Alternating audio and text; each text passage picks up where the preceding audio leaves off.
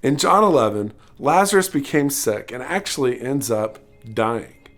In verse 44, it said this: his hands and feet were wrapped with strips of linen and a cloth around his face. What you have to understand is this was all part of the Jewish burial tradition back then. See, first, they would take the body and the eyes were closed, then the body was washed and then wrapped and then bound. Perfumes and ointments were often used for this washing, and the deceased was placed in the family tomb after a big procession.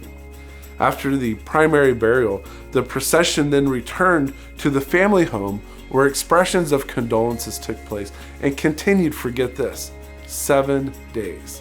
Now, if a family member were to leave home during this time, then they would only go and visit the tomb. And this is exactly what happens in John 11. See, Lazarus' family is comforting Mary, and whenever she left the house, they assumed that she's just going to the tomb to mourn there.